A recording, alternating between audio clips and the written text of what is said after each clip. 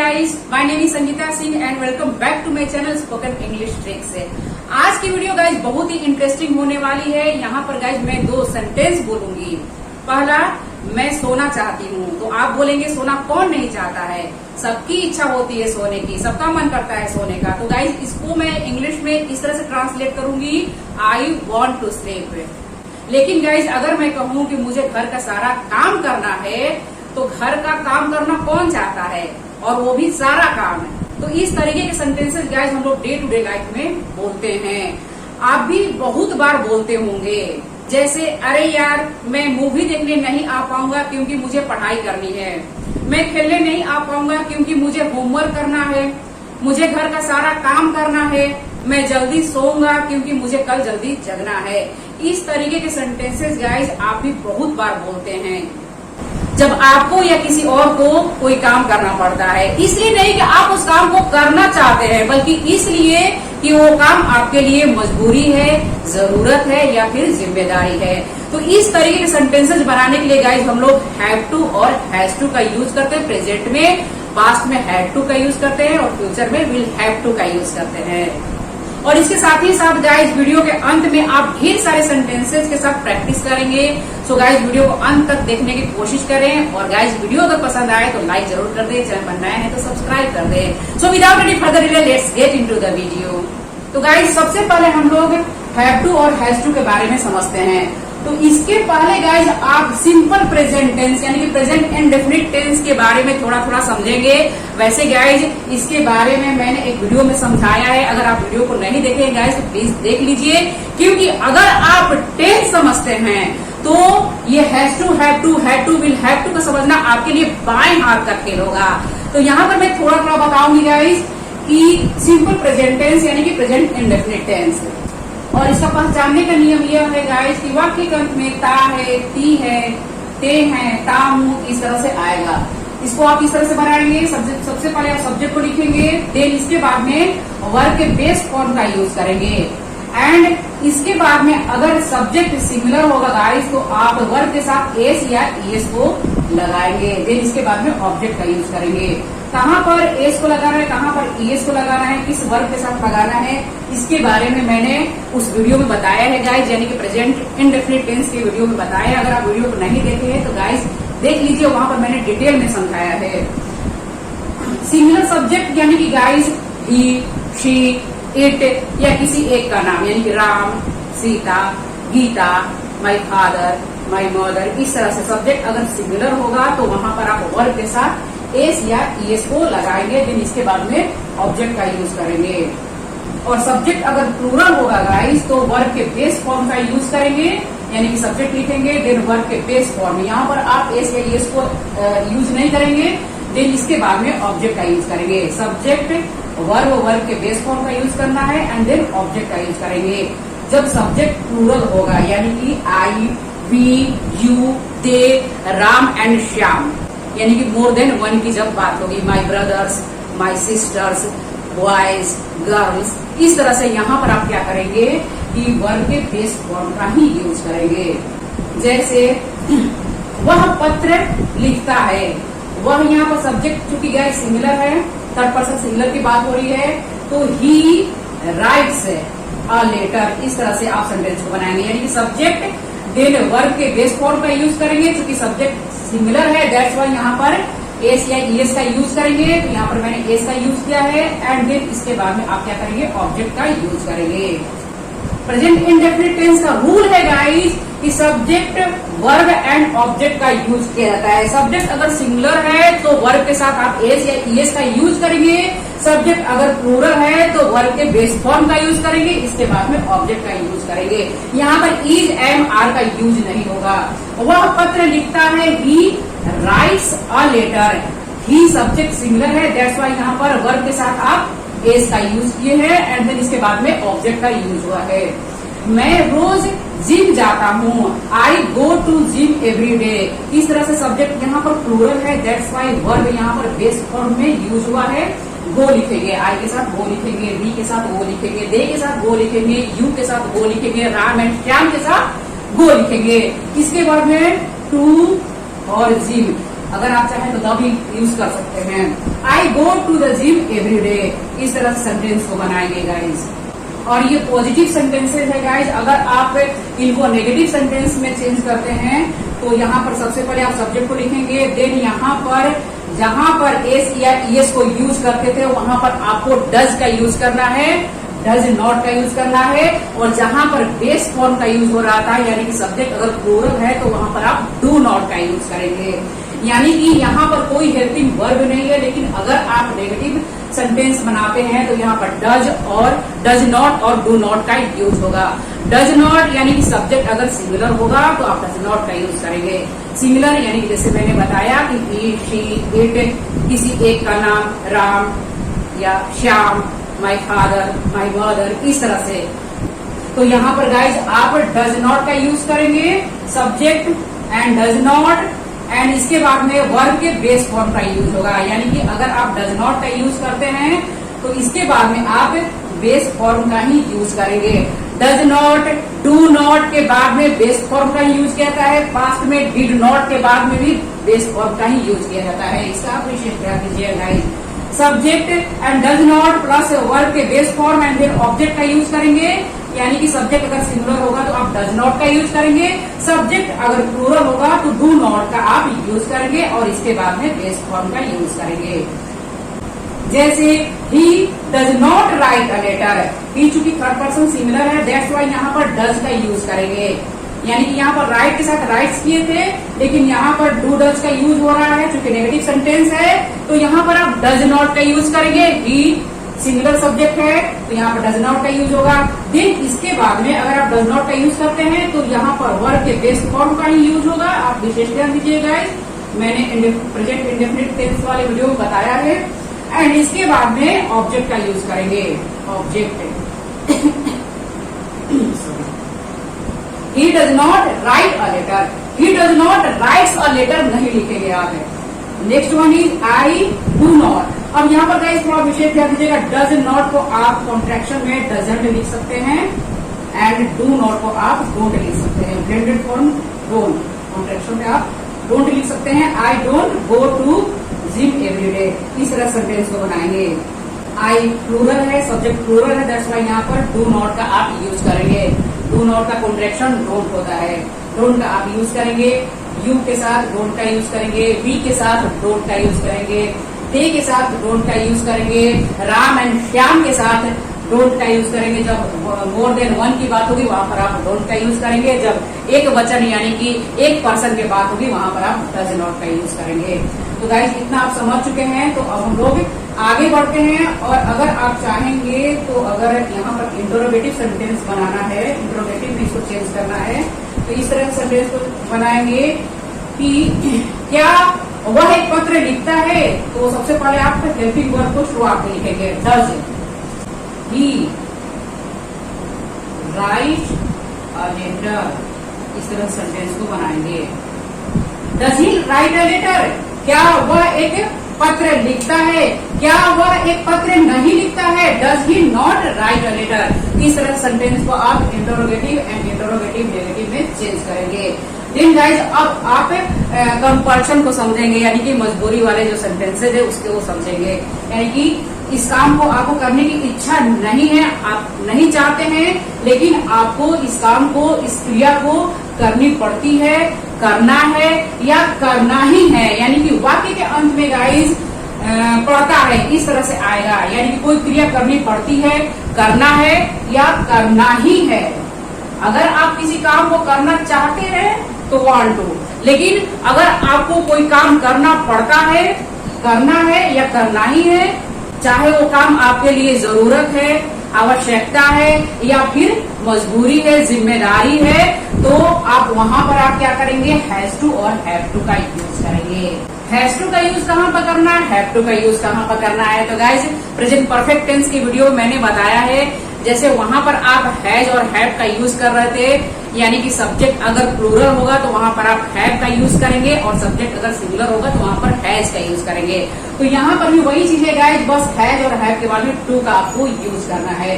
यानी कि has to का यूज अगर सब्जेक्ट सिंगुलर, यानी कि ही, शी, इट राम किसी एक का नाम आएगा।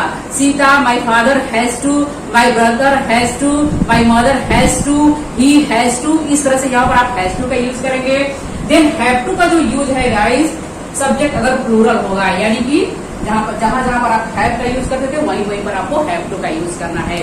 यानी कि I, you, they, we, Ram and Shyam, my brothers, my sisters, इस तरह से यहाँ पर आप हैव टू का यूज करेंगे जब मोर देन वन की बात होगी। तो यहाँ पर वाक्य के अंत में पढ़ता है इस तरह से, या करना है, करना ही है, इस तरह से आएगा गाइस। तो सबसे पहले आप सब्जेक्ट को लिखेंगे, देन आप सब्जेक्ट के अकॉर्डिंग हैज टू या हैव टू का यूज करेंगे। और इसके बाद में क्या करना है गाइस, आपको वर्ब के बेस फॉर्म का ही यूज करना है। Has to and have to के बाद में वर्ब के बेस फॉर्म का ही यूज करना है। जैसे हैड और हैव के बाद में प्रेजेंट परफेक्ट टेंस में वर्ब के थर्ड फॉर्म का यूज किया जाता है, लेकिन यहाँ पर टू आ रहा है गाइस, तो टू के बाद में आपको वर्ब के बेस फॉर्म का ही यूज करना है। और इसके बाद में आप ऑब्जेक्ट का यूज करेंगे। जैसे गाइस, उसे पत्र लिखना पड़ता है। अब यहाँ पर था वह पत्र लिखता है, ताहे वाक्य के अंत में आ रहा है, लेकिन यहाँ पर पढ़ता है वाक्य के अंत में आ रहा है। तो सेंटेंस को इस तरह से बनाएंगे गाइस कि he has to write a letter. He चूंकि सब्जेक्ट सिंगुलर है, थर्ड पर्सन सिंगुलर की बात हो रही है, तो यहाँ पर हैज टू का आप यूज करेंगे। एंड देन हैज टू के बाद में वर्ब के बेस फॉर्म का ही यूज करेंगे, V1 का यूज करेंगे। एंड देन ऑब्जेक्ट का यूज करेंगे, अ लेटर ऑब्जेक्ट हुआ। यानी कि सब्जेक्ट का पहले यूज किया आप, देन सब्जेक्ट के अकॉर्डिंग आप हैज टू का यहाँ पर आप यूज करेंगे। देन वर्ब के बेस फॉर्म का आप यूज करेंगे, V1 एंड देन V1 1 है ये। एंड इसके बाद में आप ऑब्जेक्ट का यूज करेंगे। और वाक्य के अंत में पढ़ता है, इस तरह से आएगा। मुझे रोज जिम जाना पड़ता है, I have to go to gym every day. तो यहाँ पर गाइज आई सब्जेक्ट चूंकि प्लूरल है, I, we, they, you, Ram and Shyam, have to का यूज होगा यहाँ पर। देन इसके बाद में वर्ब के बेस फॉर्म का यूज होगा। एंड देन इसके बाद में गाइज ऑब्जेक्ट का यूज होगा। तो गाइज यहाँ पर टू के बाद में द भी आप लगा सकते हैं। I have to go to the gym every day. इस तरह से मुझे रोज जिम जाना पड़ता है, मुझे रोज खाना बनाना पड़ता है। I have to cook food every day.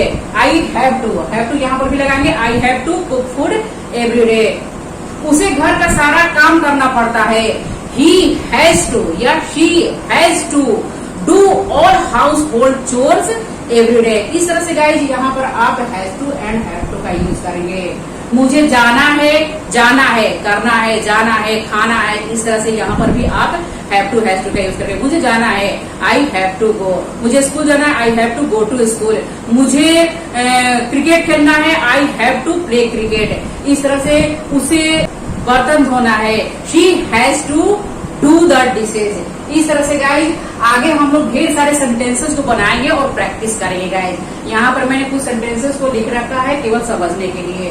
तो गाइज इतना आप समझ चुके हैं, तो आगे हम लोग बढ़ते हैं। और ये पॉजिटिव सेंटेंसेस है गाइज। अगर आप इनको नेगेटिव सेंटेंसेस में चेंज करना चाहते हैं तो इस तरह से करेंगे कि सबसे पहले आप सब्जेक्ट को लिखेंगे, सब्जेक्ट एंड सब्जेक्ट अकॉर्डिंग आप यहाँ पर, जैसे यहाँ पर आपने किया कि सब्जेक्ट अकॉर्डिंग डज नॉट और डू नॉट का यूज किया, सेम वही चीज यहाँ पर भी आप करेंगे कि सब्जेक्ट अकॉर्डिंग आप डज नॉट और डू नॉट का यूज करेंगे। एंड इसके बाद में हैव टू का यूज होगा। यानी कि सब्जेक्ट अगर सिंगुलर होगा तो डज नॉट का यूज करेंगे, एंड डज नॉट के बाद में हैव टू का ही यूज करना है, हैज टू का यूज आप नहीं करेंगे। यानी कि गाइस प्रेजेंट इंडेफिनिट टेंस का रूल है कि डज नॉट और डू नॉट के बाद में जो वर्ब आती है उसको हम लोग बेस फॉर्म में यूज करते हैं। तो हैव जो है, हैव वर्ब के बेस फॉर्म है, and second form had, and third form had होता है। तो यहाँ पर आपको बेस फॉर्म का यूज करना है। यानी कि विशेष ध्यान दीजिए गाइस कि सब्जेक्ट सिंगुलर होगा तो डज नॉट का यूज करेंगे, देन हैव टू का ही यूज करेंगे। यहीं पर सबसे ज्यादा गलतियां लर्नर्स करते हैं। डज नॉट हैज टू, नहीं ये गलत हो जाएगा। डज नॉट हैव टू का यूज करेंगे, देन वर्ब के बेस फॉर्म का यूज होगा, एंड देन ऑब्जेक्ट का यूज होगा। जैसे अंग्रेजी बोलते समय गाइज यहाँ पर भी लर्नर्स बहुत गलतियां करते हैं कि ही डज नॉट राइट्स लिख देते हैं, he does not write a letter, he does not plays, इस तरह से ये गलत हो जाएगा गाइज। यहाँ पर वर्ब के साथ एस या एस का यूज नहीं करना है। अगर आप डज नॉट का यूज कर रहे हैं, डू नॉट का यूज कर रहे हैं, तो यहाँ पर भी वही चीज है।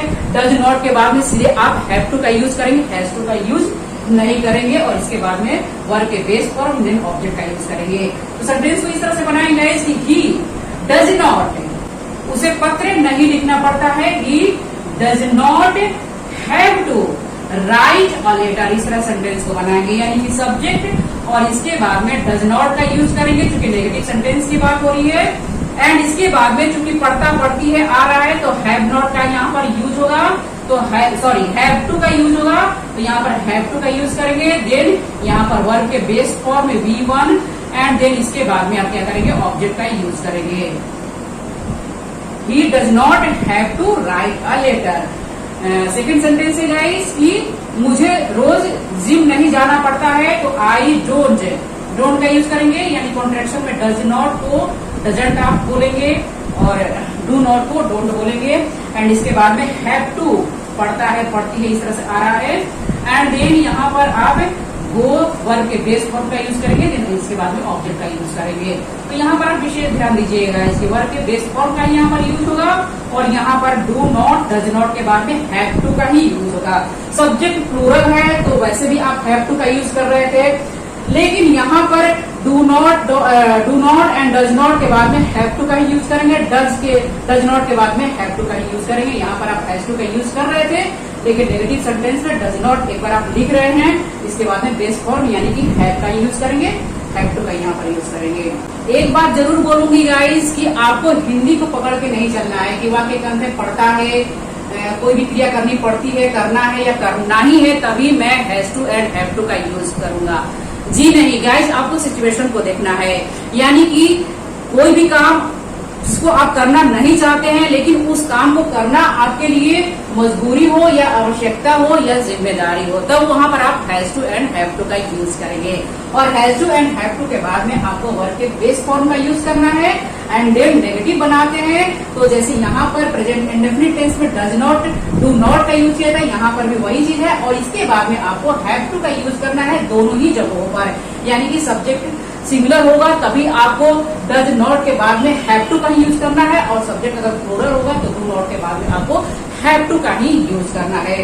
तो गाइज अगर आप इंटरोगेटिव सेंटेंस बनाते हैं, इस तरह से सेंटेंस को आप चेंज करेंगे कि जैसे क्या उसे पत्र लिखना पड़ता है, तो डज को शुरुआत में लिखेंगे, डज ही, और यहाँ पर गाइज अब डज शुरुआत में हेल्पिंग वर्ब शुरुआत में रखा जाता है, जैसे यहाँ पर आपने लिखा, देन इसके बाद में हैव टू का यूज करेंगे, does he have to write a letter. इस तरह से सेंटेंस को आप बनाएंगे। इंटरोगेटिव सेंटेंस में अगर आप इससे प्रश्न पूछते हैं तो इस तरह से प्रश्न पूछेंगे, does he have to write a letter, क्या उसे पत्र लिखना पड़ता है। इस तरह से क्या उसे पत्र नहीं लिखना पड़ता है, does he not have to write a letter, उसे पत्र कब लिखना पड़ता है या क्यों लिखना पड़ता है, why does he have to write a letter.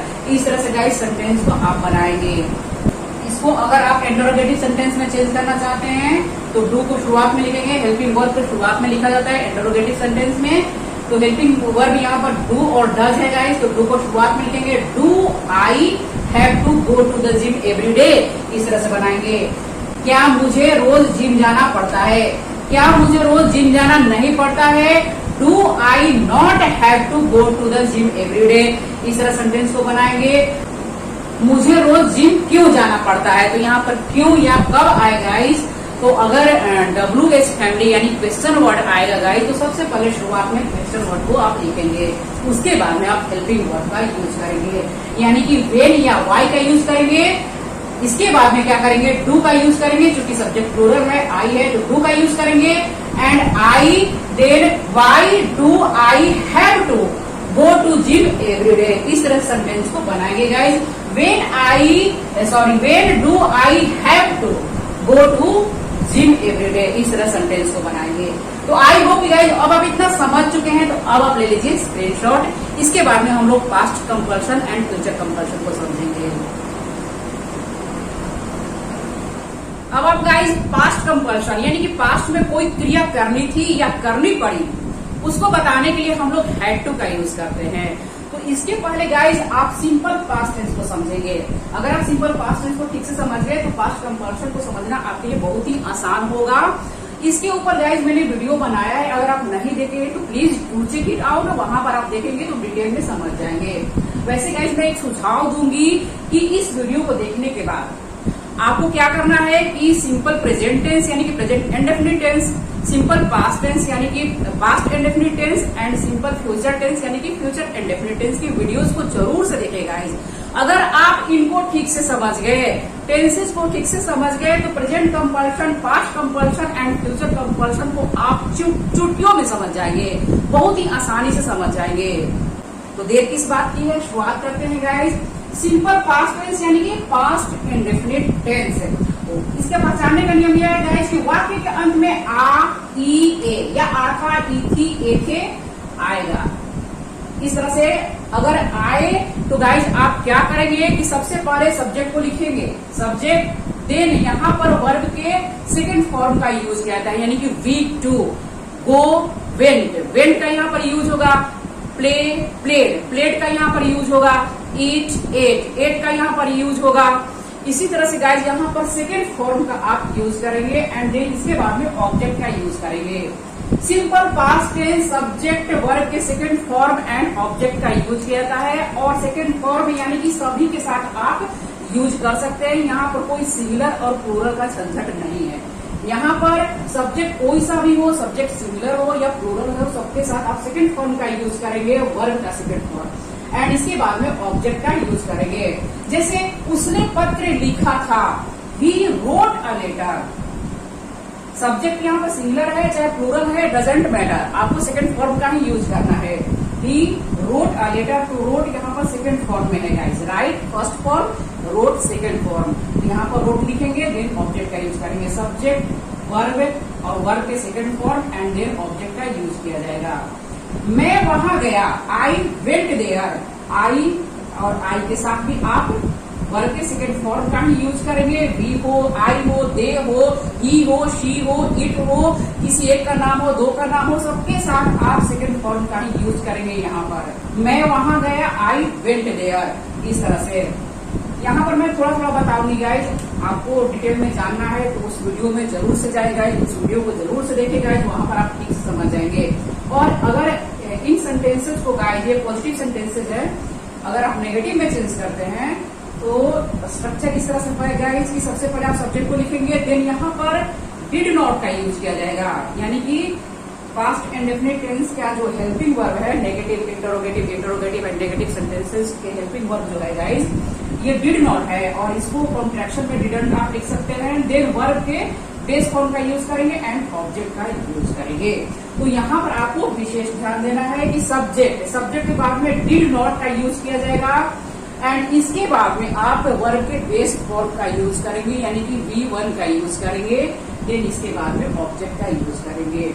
यहाँ पर आप पॉजिटिव सेंटेंस अगर बनाते हैं कि मैं वहां गया, आई वेंट देयर, मैंने नाश्ता किया, आई एट ब्रेकफास्ट या आई हैड ब्रेकफास्ट। लेकिन अगर आप, ये पॉजिटिव सेंटेंसेस है, यहाँ पर वर्ब के सेकंड फॉर्म का यूज करना है कि सब्जेक्ट, V2 एंड ऑब्जेक्ट का यूज करना है। लेकिन अगर पॉजिटिव सेंटेंस को नेगेटिव में चेंज करते हैं तो हेल्पिंग वर्ब यहाँ पर डिड नॉट होता है, डिडंट आप इसको कॉन्ट्रैक्शन में बोल सकते हैं।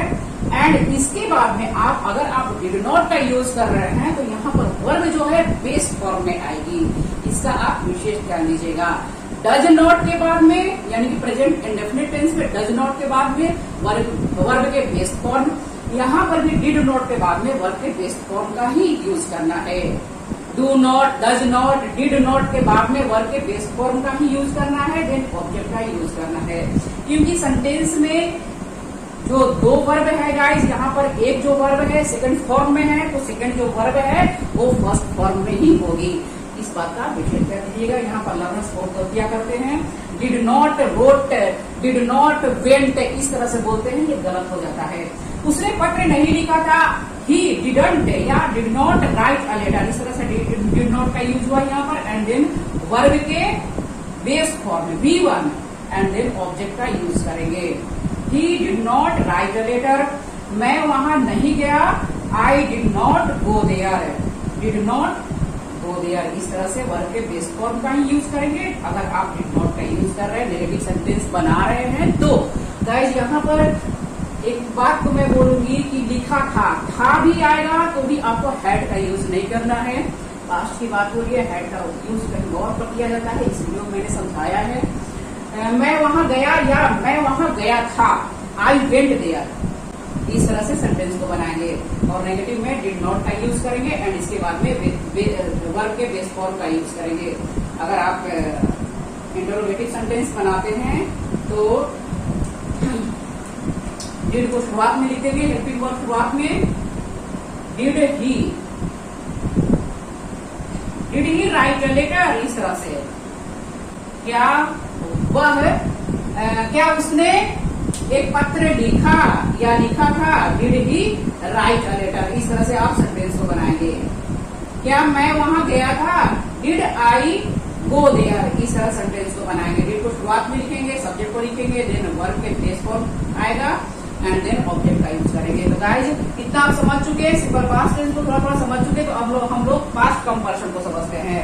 पास्ट कंपल्सन यानी कि कोई भी क्रिया करनी पड़ी पास्ट में और वाक्य के अंत में पढ़ा या पढ़ा था, इस तरह से आएंगे गाइस। तो आप क्या करेंगे कि सबसे पहले सब्जेक्ट को लिखेंगे, देन यहाँ पर आप हैड टू का यूज करेंगे। Present compulsion have to, has to. Past compulsion had to का यहाँ पर यूज करेंगे, देन वर्ब के बेस फॉर्म और इसके बाद में ऑब्जेक्ट का यूज करेंगे। और यहाँ पर आपको सब्जेक्ट का ध्यान नहीं रखना है, कोई भी सब्जेक्ट हो, सब्जेक्ट सिंगुलर हो या प्लूरल हो, डजंट मैटर, सभी के साथ आप हैड टू का यूज करेंगे। प्रेजेंट कंपल्सन में आपको ये समझना था कि has to and had to का यूज कहाँ पर करना है, लेकिन यहाँ पर आपको सभी सब्जेक्ट के साथ आप हैड टू का यूज करेंगे। उसे पत्र लिखना पड़ा। अब यहाँ देखिए वाक्य क्रम में पड़ा आया, यानी कोई भी क्रिया करनी पड़ी या पड़ा, इस तरह से उसे पत्र लिखना पड़ा। तो इसको आप इंग्लिश में इस तरह से बनाएंगे। ही सब्जेक्ट को लिखे, देन यहाँ पर हैड टू का यूज सभी के साथ आप करेंगे, he had to, and verb के बेस फॉर्म का यूज करना है। टू के बाद में had to, have to, will have to, has to, सभी के बाद में वर्ब के बेस फॉर्म का यूज होगा। He had to write a letter. इस तरह सेंटेंस को आप बनाएंगे। उसे पत्र लिखना पड़ा, he had to write a letter. मुझे वहां जाना पड़ा, I had to go there. इस तरह से सेंटेंस को बनाएंगे। सब्जेक्ट ही हुआ, हैड टू का यूज होगा यहाँ पर, एंड देन वर्ब के बेस फॉर्म राइट हुआ, एंड देन लेटर ऑब्जेक्ट हुआ। इस तरह से आप सेंटेंस को बनाएंगे। मुझे वहां जाना पड़ा, I had to go there. अब अगर आप इनको नेगेटिव सेंटेंस में चेंज करते हैं तो स्ट्रक्चर होगा कि सब्जेक्ट को सबसे पहले लिखेंगे, देन यहाँ पर डिड नॉट का यूज होगा। जैसे अभी अभी आपने समझा कि सिंपल पास्ट टेंस में डिड नॉट का जो यूज किया जाता है, यहाँ पर भी डिड नॉट का यूज होगा। और अभी अभी आपने क्या समझा कि डिड नॉट के बाद में वर्ब के बेस फॉर्म का ही यूज किया जाता है, तो यहाँ पर भी वही चीज करना है। डिड नॉट के बाद में आपको हैव टू का ही यूज करना है, हैड टू का यूज नहीं करना है। यहाँ पर भी आपको ध्यान देना होगा, क्योंकि यहाँ पर जो है पॉजिटिव सेंटेंस है, उसे पत्र लिखना पड़ा, ही हैड टू, यहाँ पर हैड टू लगा। लेकिन अगर आप इसको नेगेटिव सेंटेंस में चेंज करते हैं कि उसे पत्र नहीं लिखना पड़ा या नहीं लिखना पड़ा था, तो यहाँ पर आप क्या करेंगे कि हैड टू का यूज नहीं करेंगे, क्योंकि नहीं के लिए डिड नॉट का आप यूज करेंगे और डिड नॉट के बाद में वर्ब के बेस फॉर्म का ही यूज किया जाता है। तो वर्ब के बेस फॉर्म यानी कि हैव जो है, हैव,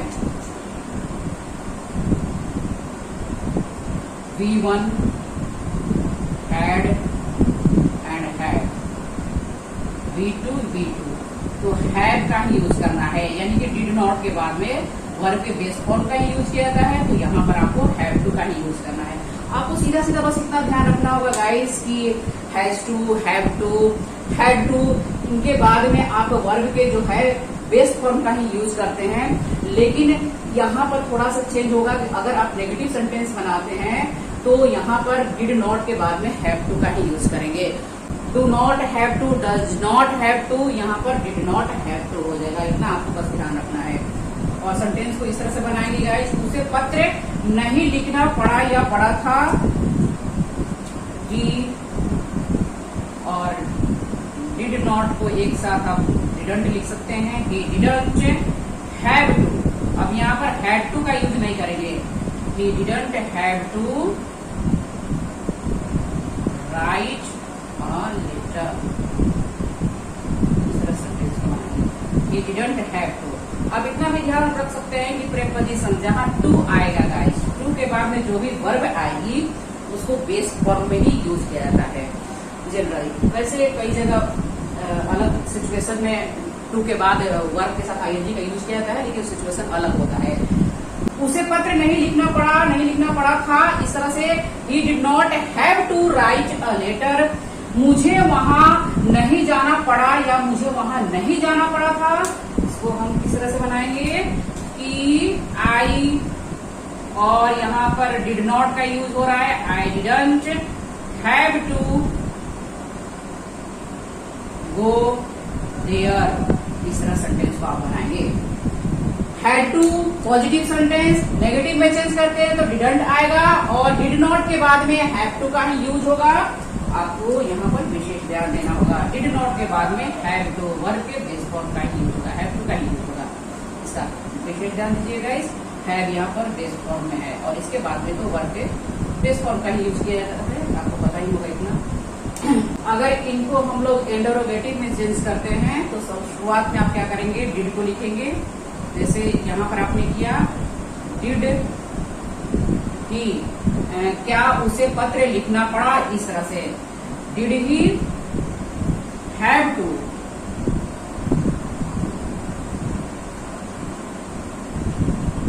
राइट अ लेटर,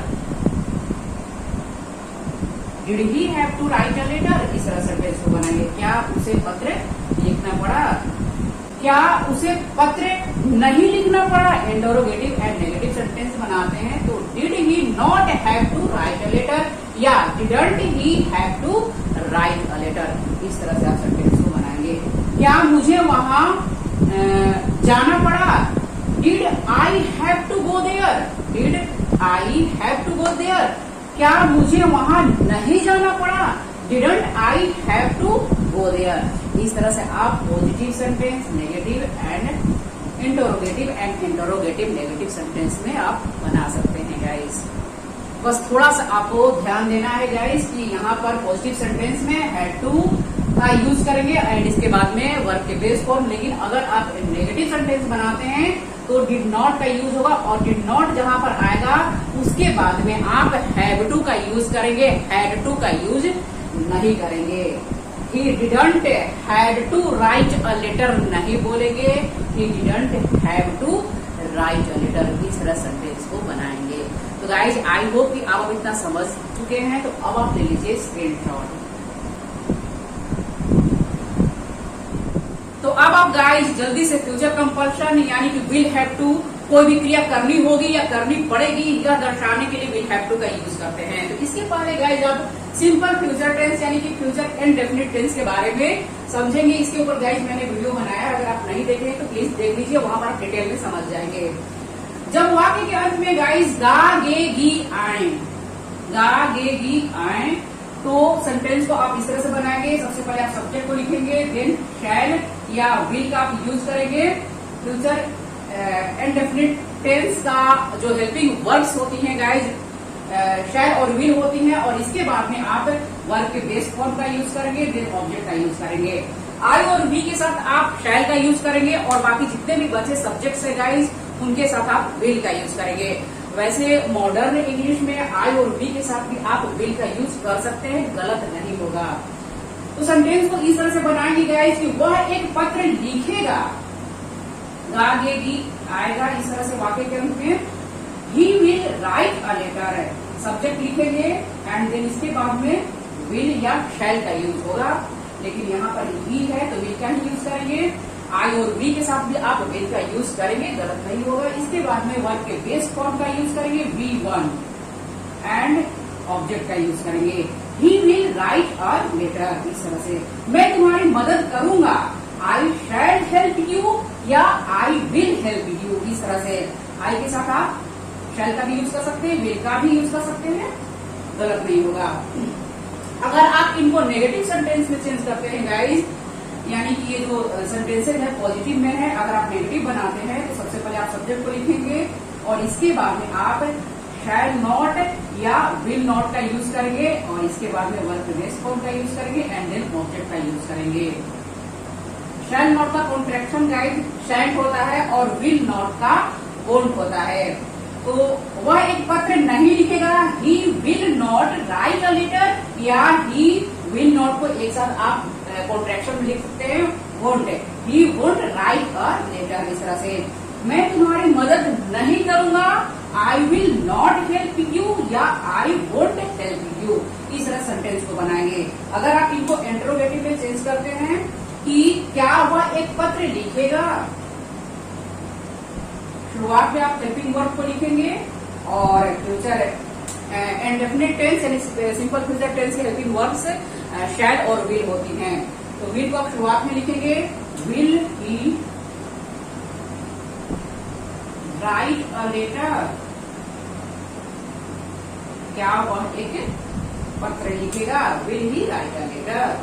अगर आप इसको इंटरोगेटिव एंड नेगेटिव सेंटेंस में चेंज करते हैं कि क्या वह एक पत्र नहीं लिखेगा, विल नॉट को आप एक साथ वोंट लिख सकते हैं, ही राइट अ लेटर, इस तरह से सेंटेंस को बनाएंगे।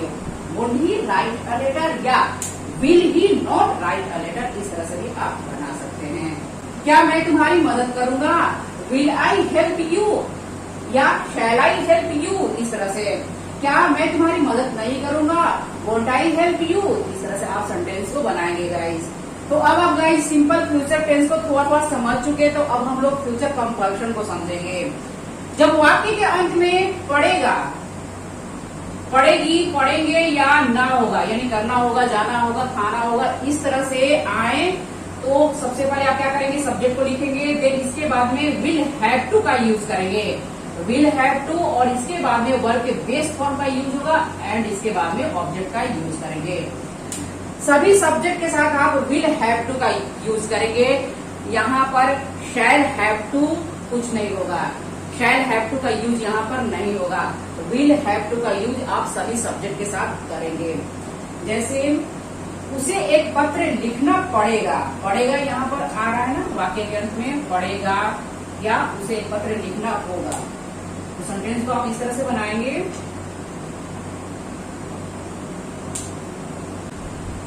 सब्जेक्ट को लिखेंगे ही एंड इसके बाद में पड़ेगा आ रहा है, होगा, करना होगा, लिखना होगा, he will have to, will have to का सभी के साथ आप यूज करेंगे, सभी सब्जेक्ट के साथ, he will have to write a letter, इस तरह से सेंटेंस को बनाएंगे।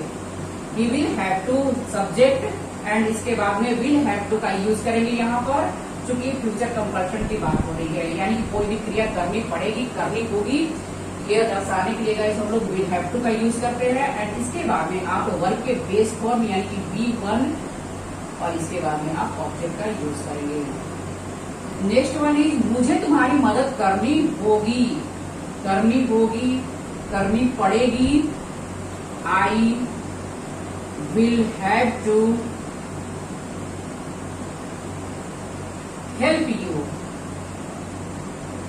आई will have to help you, I के साथ आप शैल का यूज यहाँ पर नहीं करेंगे, यहाँ पर आप कर सकते हैं लेकिन यहाँ पर आप शैल हैव टू कुछ नहीं होगा, ठीक है, I will have to help you.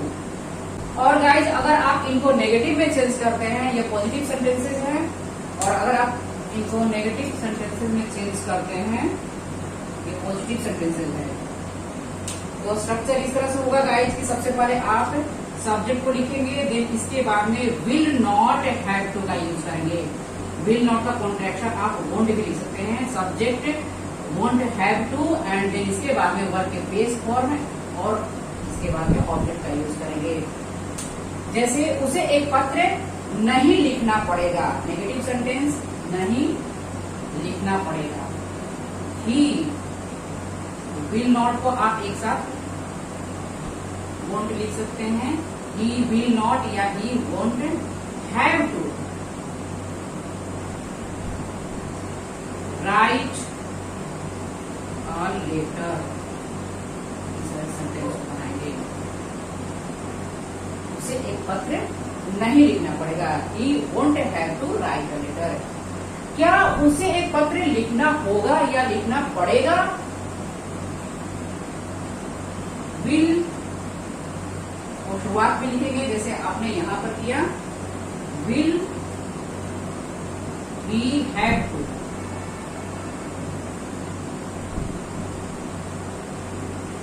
Right a letter, क्या उसे एक पत्र लिखना होगा, will he have to write a letter. बस थोड़ा सा ध्यान देना है कि फ्यूचर, सिंपल फ्यूचर टेंस में विल है, हेल्पिंग वर्ब। अगर आप फ्यूचर कंपल्शन की बात कर रहे हैं, मजबूरी की बात कर रहे हैं, तो वहां पर विल हैव टू हो जाएगा, will he have to write a letter.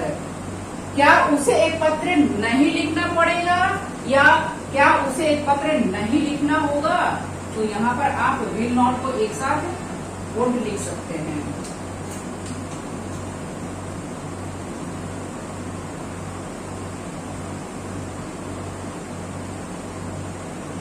Would he have to write a letter? इस तरह से सेंटेंस बनाएंगे। Won't he have to write a letter?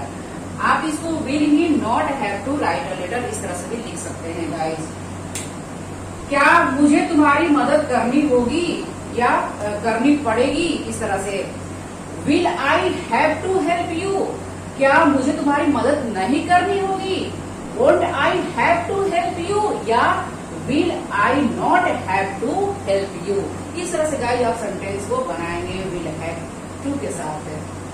यहाँ पर गाइस थोड़ा सा ध्यान दीजिएगा कि विल हैव टू का यूज आप सभी सब्जेक्ट के साथ करेंगे, शैल हैव टू का यूज यहाँ पर नहीं होता है। तो आई होप कि गाइस अब आप इतना समझ चुके हैं, तो अब आप ले लीजिए स्क्रीनशॉट और इसके बाद में हम लोग कुछ सेंटेंसेस के साथ प्रैक्टिस करेंगे। तो गाइस अभी आप यहीं पर रहिएगा, कहीं जाइएगा नहीं। तो अब हम लोग गाइस कुछ सेंटेंसेस के साथ प्रैक्टिस करेंगे। हमेशा चेक रहना पड़ता है, क्या रहना पड़ता है, सचेत रहना पड़ता है। वाक्य के अंत में पढ़ता है आ रहा है, तो आप इसको किस तरह से बनाएंगे, we have to stay alert, we have to stay alert. अगर आप इसको नेगेटिव सेंटेंस में चेंज करते हैं तो वी डू नॉट या don't have to stay alert, जगह ही नहीं।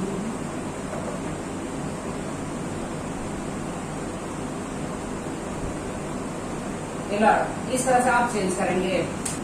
एंड नेक्स्ट वन इज, कुछ भी करने से पहले मुझे उसकी अनुमति लेनी पड़ती है, कुछ भी करने से पहले मुझे उसकी अनुमति लेनी पड़ती है, पड़ता है। इस तरह से वाक्य के अंत में आएगा, I have to take his permission before doing anything.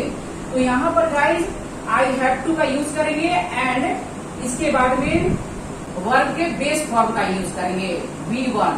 इसका आप विशेष ध्यान दीजिएगा, हैव टू के बाद में वर्ब के बेस फॉर्म का यूज करेंगे। I have to take his permission before doing anything. अगर इसको नेगेटिव में चेंज करते हैं कि कुछ भी करने से पहले मुझे उसकी अनुमति नहीं लेनी पड़ती है, I do not have to take his permission.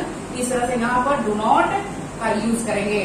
उसे यह काम एक सप्ताह के अंदर समाप्त करना ही है, करना ही है, करना है, करना पड़ता है। इस तरह से वाक्य के अंत में आएंगे गाइस। तो आपको क्या करना होगा कि हैव टू का यूज करना होगा, हैज टू का यूज करना होगा और इसके बाद में वर्ब के बेस फॉर्म का यूज करना होगा। तो he has to finish this work within 1 week.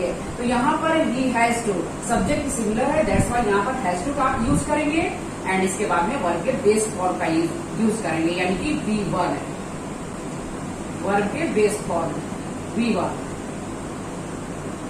This work within 1 week. मुझे घर पर अपना जन्मदिन मनाना पड़ा।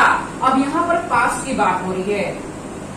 मनाना पड़ा, यानी कि काम जो है पास्ट में हो चुका है। आई हैड टू का यूज करेंगे और सभी सब्जेक्ट के साथ आप हैड टू का यूज करेंगे। Celebrate my birthday at home, इस तरह से आप सेंटेंस को बनाएंगे। हैड टू के बाद में भी आप वर्ब के बेस फॉर्म का ही यूज करेंगे। Have to, has to, had to, will have to, सभी के बाद में आप वर्ब के बेस फॉर्म का यूज करेंगे। I had to celebrate my birthday at home, मुझे घर पर अपना जन्मदिन मनाना पड़ा। उसे रोज कॉलेज नहीं जाना पड़ा। अब यहाँ पर नेगेटिव सेंटेंस है गाइस, यानी कि नहीं की बात हो रही है। He did not have to go to college daily. अब यहाँ पर डिड नॉट का यूज करेंगे। डिड नॉट, पास्ट की बात हो रही है, डिड नॉट का यूज करेंगे नेगेटिव सेंटेंस बनाने में, और इसके बाद में हैव टू का ही यूज करेंगे। आप विशेष ध्यान दीजिएगा, डिड नॉट के बाद में आप हैव टू का ही यूज करेंगे, हैव टू का यूज नहीं करेंगे। He did not have to go to college daily. Did not को ब्लेंड करके आप डिडंट भी बोल सकते हैं। आपको अंग्रेजी में मेहनत करनी पड़ेगी। अब यहाँ पर पड़ेगा, पड़ेगी, पढ़ेंगे, करना होगा, इस तरह से वाक्य के अंत में आएगा गाइस। तो यहाँ पर आप विल हैव टू का यूज करेंगे और सभी सब्जेक्ट के साथ आप विल हैव टू का यूज करेंगे। आप पहले ही समझ चुके हैं guys. You will have to work hard in English, आपको अंग्रेजी में मेहनत करनी पड़ेगी या करनी होगी। विल हैव टू का आप यूज करेंगे यहाँ पर, और इसके बाद में भी आप वर्ब के बेस फॉर्म का ही यूज करेंगे। V1 का ही यूज करेंगे। तुम्हें अब पैदल जाना नहीं पड़ेगा या नहीं होगा, इस तरह से वाक्य के अंत में आ रहा है। You won't have to go on foot या you will not have to go on foot, इस तरह से आप सेंटेंस को बनाएंगे।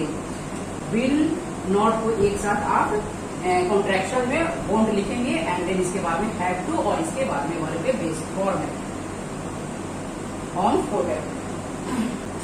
मुझे अंग्रेजी सीखनी पड़ती है, I have to learn English, ये प्रेजेंट कंपल्सन हुआ था। मुझे अंग्रेजी सीखनी पड़ी, I had to learn English. Past compulsion, मुझे अंग्रेजी सीखनी पड़ेगी, I will have to learn English. Future compulsion. इस तरह से गाइज आप सेंटेंस को बनाइए और अंग्रेजी बोलने की कोशिश करिए। चाहे तो गाइज आप स्क्रीनशॉट ले लीजिए। आई होप गाइज अब आप have to, has to, had to और विल हैव टू को ठीक से समझ चुके होंगे। तो गाइज अब आपको क्या करना है कि ढेर सारे सेंटेंसेस को बनाना है और उन सेंटेंसेस को डे टू डे लाइफ में यूज करना है। गाइज जितना आप सेंटेंसेस को बनाएंगे और बोलेंगे तभी आप अंग्रेजी बोल पाएंगे, यानी आपको यहाँ से यहाँ तक लाना ही होगा। अंग्रेजी बोलने के लिए गाइज आपको प्रैक्टिस करनी ही होगी, बोलकर प्रैक्टिस करनी होगी। गाइज तो वीडियो कैसे लगी कमेंट करके जरूर बताएं गाइज। अगर वीडियो पसंद आए तो guys please please please like जरूर कर दे। चैनल पर नए हैं तो सब्सक्राइब कर दे और साथ ही साथ बेल के निशान को दबा दे ताकि आने वाले वीडियो नोटिफिकेशन आपको मिल जाए। नेक्स्ट वीडियो मिलते हैं guys. Till then keep learning, keep practising.